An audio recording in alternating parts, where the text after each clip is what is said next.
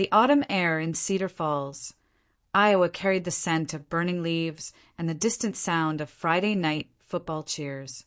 Inside our modest two-bedroom apartment above Murphy's Diner, I watched my 16-year-old son Marcus sit cross-legged on his bedroom floor, guitar cradled in his lap, fingers moving across worn strings with practiced precision. "Marcus, dinner!" I called from the kitchen, my voice cutting through the thin walls that barely contained our small world. "Just 5 more minutes, Mom." Marcus called back, his eyes closed as he worked through the bridge of an original song he'd been crafting for weeks. The melody was haunting, born from late nights when sleep eluded him and words seemed to flow directly from his heart to his fingertips. I appeared in the doorway, wiping my hands on a dish towel, my scrub still bearing the long shifts at Cedar Falls General Hospital where I worked as a nurse. At 34, I carried the weight of being a single mother with quiet dignity, though the lines around my eyes spoke of countless worried nights and stretched budgets. "What's that song you're working on?" I asked, settling onto the edge of his narrow bed. Marcus looked up, his dark eyes lighting up with a passion that seemed to consume him whenever music was involved. It's for the talent show next week. I know we can't afford the entry fee, but Mrs. Patterson said she'd cover it if I promised to practice every day until then." I felt my expression soften, but concern flickered across my features. "Honey, you know I support your music, but that talent show, it's going to be full of kids from the wealthy side of town. They'll have professional coaches, expensive instruments." "Mom, this isn't about money," Marcus interrupted gently, setting his guitar aside. "Mrs. Patterson says I have something special. She thinks I could actually win this." The Cedar Falls Annual Talent Showcase wasn't just any local competition. Held every November at the Grand Paramount Theater downtown, it drew contestants from across the tri-state area. The winner received a $10,000 scholarship and, more importantly, the attention of talent scouts from Nashville and Los Angeles who made the competition a regular stop on their circuits. For kids like Marcus, those from the wrong side of the tracks, whose dreams seemed too big for their circumstances, it represented something that felt almost impossibly out of reach. "Tell me about the song," I said, recognizing the determination in my son's voice that reminded me so much of his father. Marcus picked up his guitar again, his fingers finding the opening chords. "It's called Invisible. It's about feeling like nobody sees you, like you don't matter, but then finding your voice anyway." As he began to play, the small room seemed to expand. His voice, rich and textured beyond his ears, filled the space with raw emotion. The lyrics spoke of walking through school hallways like a ghost, of wearing the same 3 shirts in rotation, of dreams that felt simultaneously urgent and impossible. I felt my throat tighten as I listened. I recognized my son's pain in the words, but also his strength. Marcus had inherited more than just musical talent from his father. He'd inherited the ability to transform suffering into something beautiful. "It's incredible, sweetheart," I whispered when he finished. Over the next week, Marcus threw himself into preparation with an intensity that worried and impressed me in equal measure. He practiced before school, during lunch breaks in the empty band room, and late into the evening until I had to remind him to sleep. Mrs. Patterson, the school's music teacher and Marcus's unofficial mentor, worked with him every day after classes ended. A woman in her 50s with silver-streaked hair and eyes that had seen countless students come and go. She recognized something rare in Marcus's raw talent. "Remember," she told him during their final practice session, "the judges at this competition have heard everything. Technical perfection won't be enough. You need to make them feel something." "What if they don't take me seriously?" Marcus asked, voicing the fear that had been gnawing at him. "What if they look at me and just see this?" He gestured to his thrift store jeans and faded band t-shirt. Mrs. Patterson studied his face carefully. "Marcus, I've been teaching music for 27 years. I've seen students with every advantage imaginable, private lessons, expensive instruments, connections in the industry. But what you have can't be bought or taught. Don't let anyone convince you otherwise.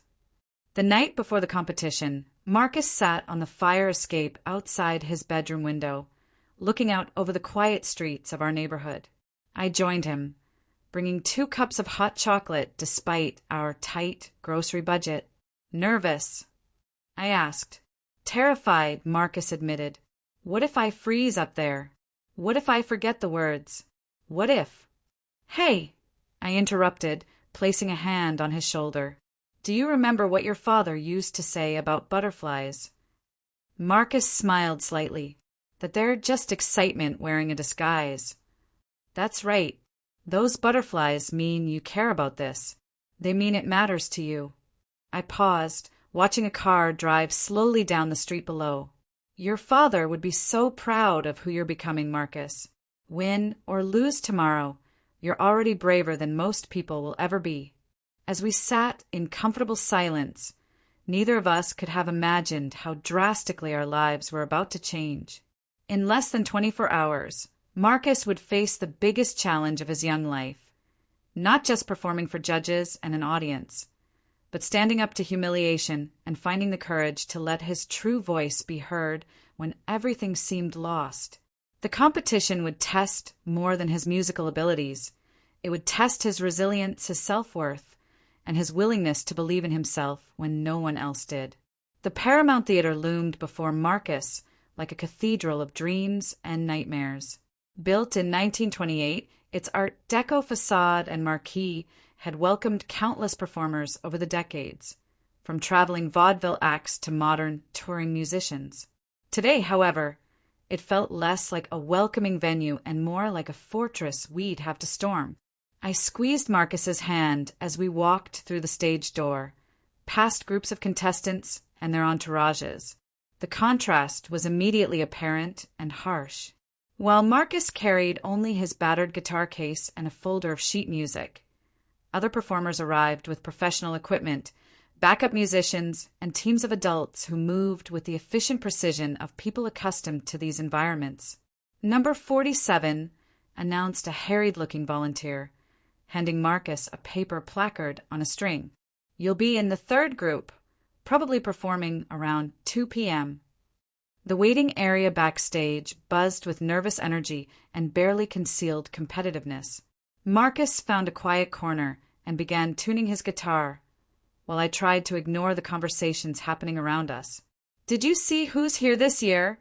Whispered a girl with perfectly styled blonde hair and a dress that probably cost more than my family spent on groceries in 2 months. Sophia Chen-Flu in her vocal coach from Nashville. And Jake Morrison's dad hired the same choreographer who worked on that Netflix show.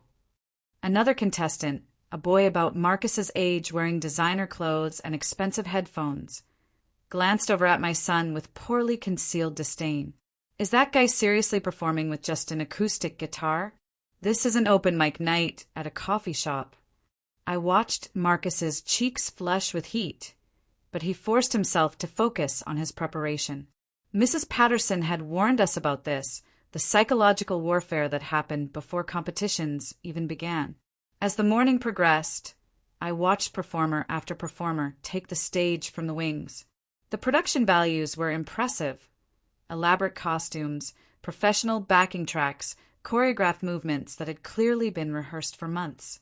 The judges, seated at a long table facing the stage, responded with polite applause and occasional nods of approval. The 3 judges were exactly what I had expected and feared.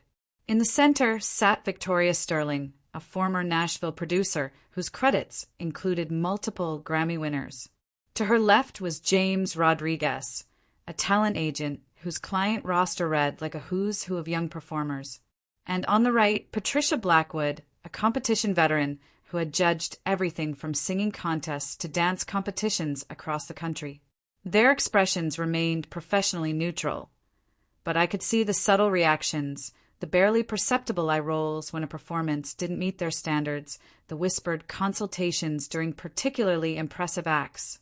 When Sophia Chen took the stage, the difference in treatment became glaringly obvious.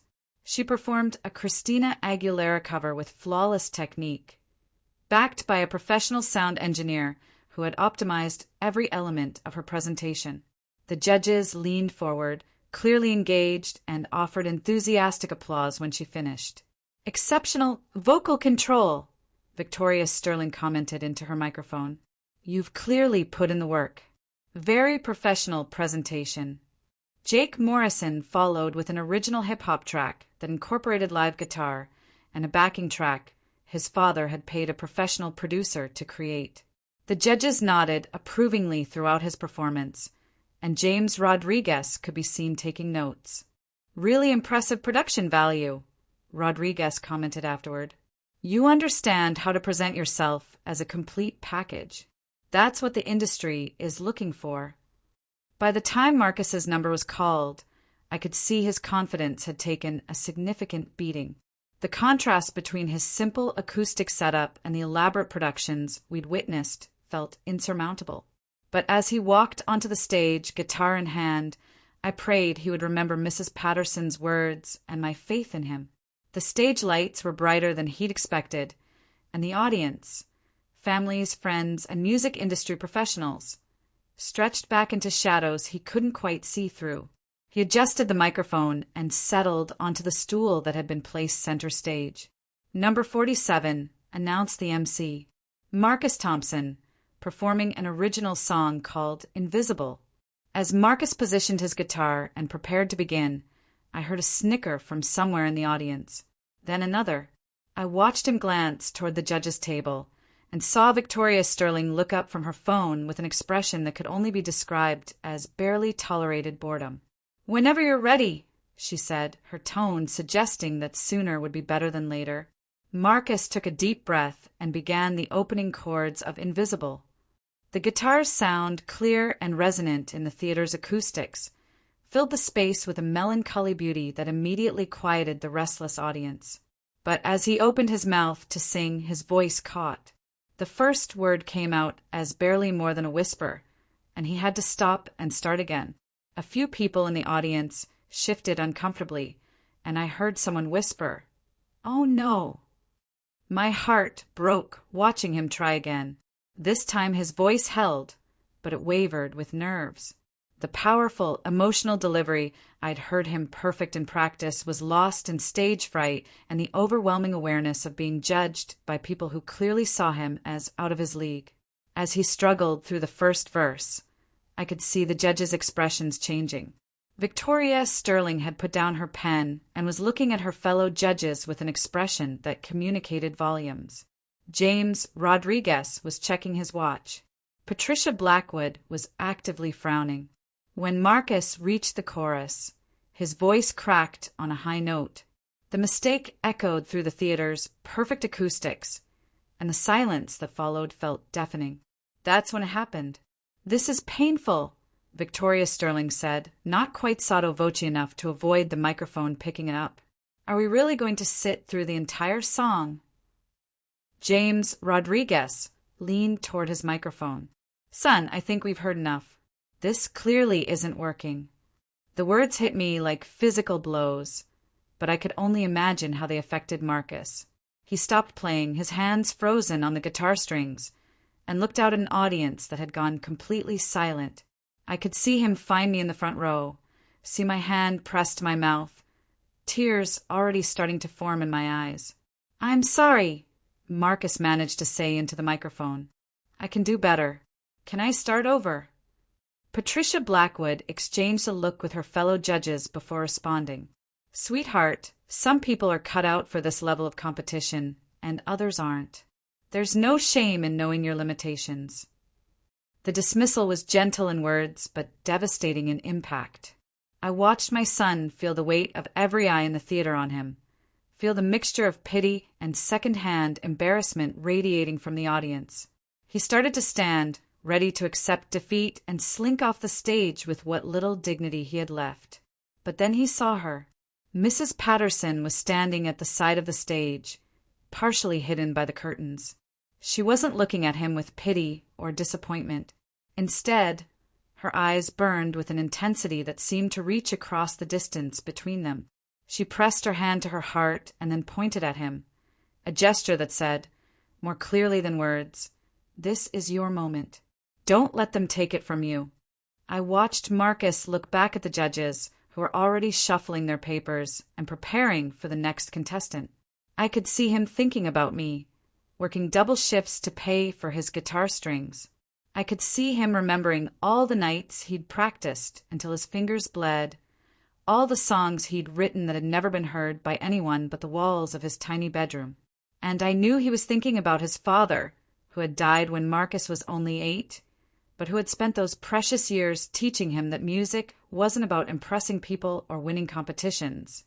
It was about truth, about finding your voice and using it to say something that mattered. "Please," Marcus said into the microphone, his voice stronger now, "give me one more chance. Not to start over, but to finish what I started." The judges looked up, surprised by the sudden firmness in his voice. "Young man," Victoria Sterling said, "I think you've embarrassed yourself enough for one day." The words were meant to be final, but they had an unexpected effect. Instead of crushing Marcus further, they ignited something inside him, a flame that had been flickering but was now beginning to burn bright. "Maybe," Marcus said, settling back onto the stool, "but this song isn't about me anymore. It's about everyone who's ever been told they don't belong somewhere." And without waiting for permission, he began to play again. The opening chords of Invisible rang out through the Paramount Theater once more, but I could see something had fundamentally changed in my son. Where before Marcus had played with nervous precision, now his fingers moved across the strings with the fluid confidence of someone who had nothing left to lose. "Young man, we said that was enough," Patricia Blackwood called out, but Marcus didn't stop playing. If anything, the attempted interruption seemed to fuel his determination.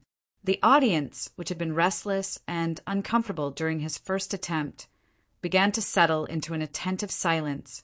There was something different about the music now, rawer, more honest, stripped of the desperate need to impress that had strangled his first performance. I watched Marcus lift his head and look directly at the judges' table as he began to sing. "You see right through me. Like I'm made of glass, walk around me, like I'm just empty space, another face in the crowd that you'll never remember, another voice that you'll never hear." His voice, no longer constrained by fear, filled the theater with a richness and emotional depth that had been completely absent from his first attempt. The crack that had embarrassed him earlier was gone, replaced by a controlled power that seemed to grow with each line. Victoria Sterling, who had been preparing to signal for security to remove him from the stage, found herself frozen by the transformation. This wasn't the same nervous boy who had stumbled through his opening moments. This was an artist finding his voice in real time. "But I'm still here, still breathing, still dreaming, still hoping that someday you'll see that invisible doesn't mean I don't matter. Invisible doesn't mean I'm not real." As Marcus moved into the chorus, his voice soared with a clarity and emotion that reached every corner of the theater. The lyrics, born from his own experience of being overlooked and underestimated, resonated with an authenticity that no amount of professional coaching could manufacture. In the audience around me, conversation stopped. Parents who had been checking their phones looked up. Other contestants who had been dismissive during his first attempt were now listening with the focused attention reserved for something genuinely special. I sat in the front row, tears streaming down my face, watching my son transform before my eyes.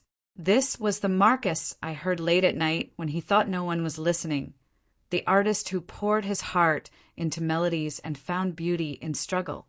Mrs. Patterson, still standing in the wings, had tears in her eyes too. I could see her recognizing one of those rare moments when raw talent collided with pure emotion and created something transcendent. Every scar tells a story you've never asked about, every dream I carry that you can't see, but when I close my eyes and let the music take me, I'm everything you said I'd never be. The bridge of the song built to a crescendo, and Marcus's voice climbed with it, reaching notes that seemed impossible for someone his age. But it wasn't just technical ability on display.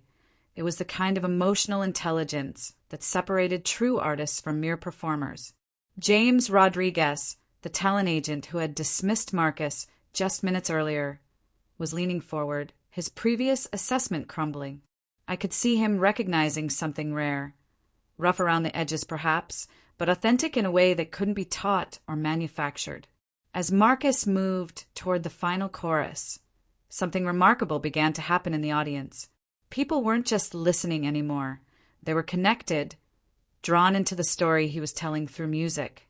Several parents were visibly emotional, and even some of the other contestants looked moved by what they were hearing. So call me invisible. Say I don't belong, tell me I'm dreaming. Tell me I'm wrong, but this is my moment. This is my time, and invisible doesn't mean I can't shine. The final note hung in the air for what felt like an eternity, rich and pure and devastating in its honesty. Marcus let it fade naturally, his eyes closed, completely lost in the music that had become his sanctuary and his strength. When he opened his eyes, the theater was completely silent.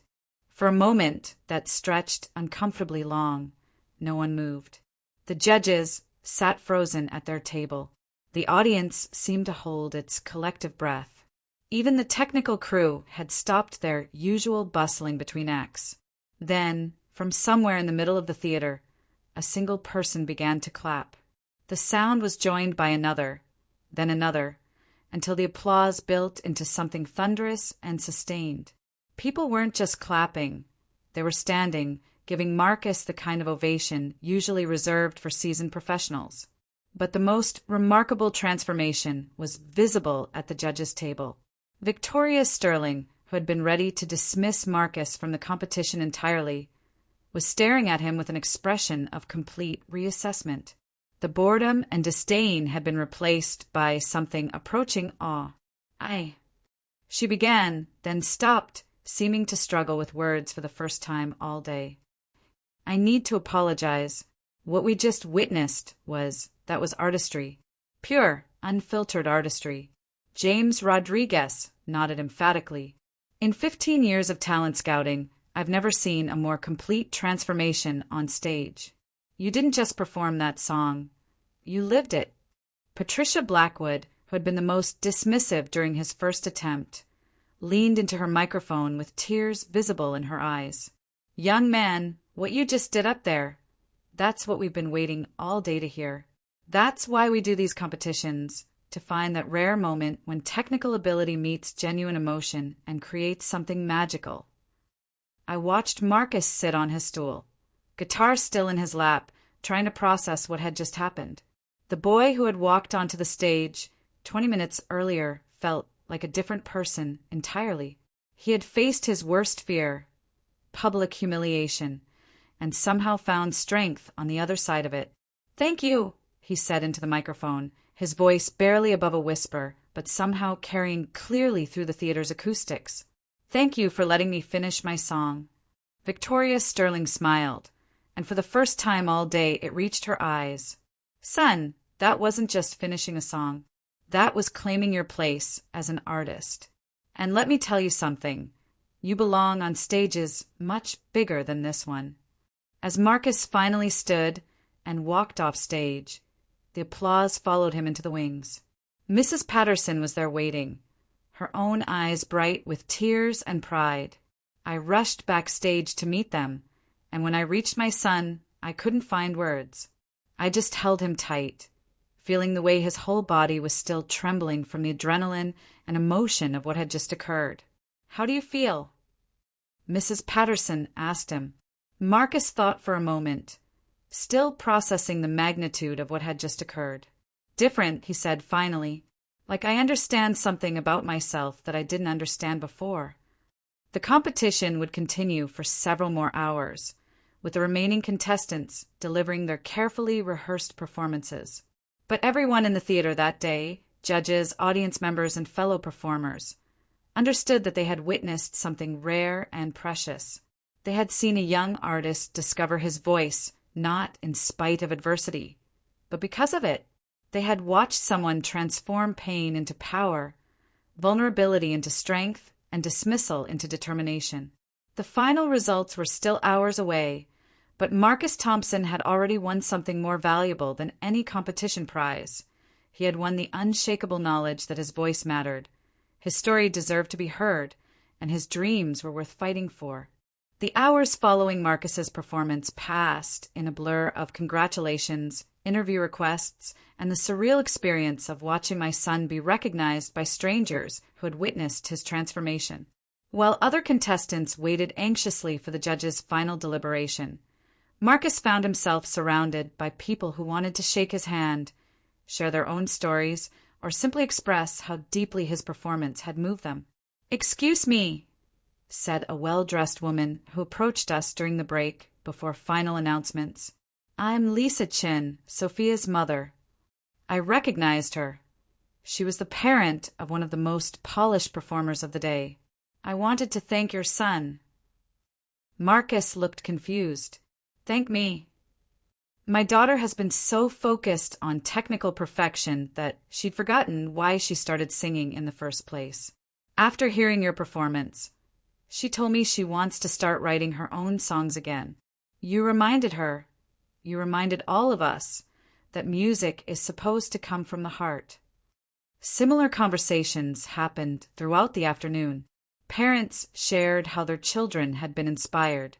Other contestants, instead of seeing Marcus as competition, approached him with genuine admiration and requests for advice about connecting emotionally with their audiences. I watched these interactions with amazement.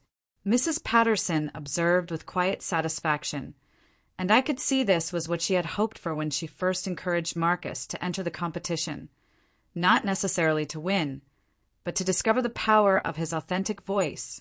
"How are you feeling about the results?" she asked him during a quiet moment. Marcus considered the question seriously. "Honestly, I feel like I already got what I came for. I know that sounds crazy, but when I was up there during that second song, I felt like Dad was listening, like he was proud of me." I had to take a deep breath to keep from crying again. Throughout the day, I'd been approached by more people than I could count. I've had 3 parents ask me about guitar lessons for their kids, I told them, shaking my head in amazement. And someone from the local newspaper wants to interview Marcus. As evening approached and the final judging concluded, all contestants were called back to the stage for the announcement of results. The atmosphere was electric with anticipation, but noticeably different from the competitive tension that had characterized the morning. Marcus's performance seemed to have reminded everyone present about why they loved music in the first place. Victoria Sterling took the microphone as the judges prepared to announce their decisions. "Before we reveal our winners, I want to say something about today's competition. We've judged hundreds of these events over the years, and we come expecting to evaluate technical skill, stage presence, and professional potential." She paused, looking directly at Marcus among the lineup of contestants. "But today, one performer reminded us that the most important quality an artist can possess is authenticity. The courage to be vulnerable, to share your truth, and to connect with an audience on an emotional level." James Rodriguez nodded and took the microphone. "The music industry is full of technically proficient performers. What it desperately needs are artists who understand that music is about communication, about making people feel less alone in the world." Patricia Blackwood stepped forward for the final announcement. This year's third-place winner, with a scholarship of $2,500, is Jake Morrison for his original composition, City Dreams. Polite applause filled the theater as Jake stepped forward to accept his award. He was clearly disappointed not to place higher, but gracious in his acceptance. Our second-place winner, receiving a $5,000 scholarship, is Sophia Chin for her exceptional vocal performance of Listen by Beyoncé. Sophia's reaction was complex. Pride at placing so highly mixed with what looked like genuine disappointment that Marcus hadn't been called yet. She had been one of the contestants most visibly moved by his performance. I felt my heart rate increase as Patricia Blackwood prepared for the final announcement. I tried to manage my expectations. Placing it all would be beyond our wildest dreams, and Marcus had already gained so much from the experience. And our first-place winner, receiving the $10,000 scholarship and representation opportunities with stellar talent management. She paused, building the suspense. Marcus Thompson, for his original composition, Invisible. The theater erupted. This wasn't the polite applause that had greeted the other winners. This was a standing ovation that seemed to shake the building's foundations. Parents, contestants, judges, and venue staff were on their feet, celebrating not just a competition victory, but something much more significant. I watched Marcus stand frozen for a moment, unable to process what he had heard. Mrs. Patterson had to gently push him forward to accept his award. As he walked to center stage, the applause continued, growing louder rather than fading. Victoria Sterling handed him the winner's trophy and scholarship check, but then did something unprecedented in her judging career. She hugged him. I could see her speaking close to his ear, so he could hear her over the continuing applause, and later Marcus would tell me what she said. "You changed everyone in this theater today. Don't ever let anyone convince you to change who you are as an artist." When Marcus finally stepped to the microphone to say something, the audience gradually quieted, though many people remained standing. "I don't really know what to say," he began, his voice thick with emotion. "This morning, I almost didn't come. I was scared that I didn't belong here, that I wasn't good enough." He looked out at the audience, seeing faces that were no longer distant or judgmental, but warm and encouraging. "I learned something today about what it means to be invisible.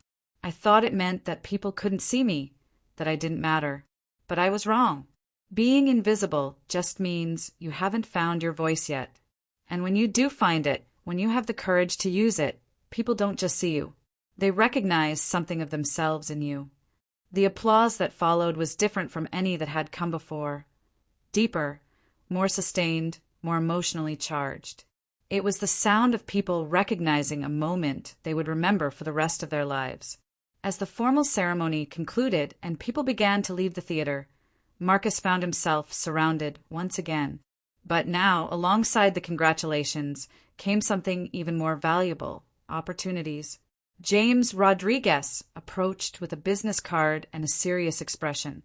"Marcus, I'd like to discuss representation with you and your mother.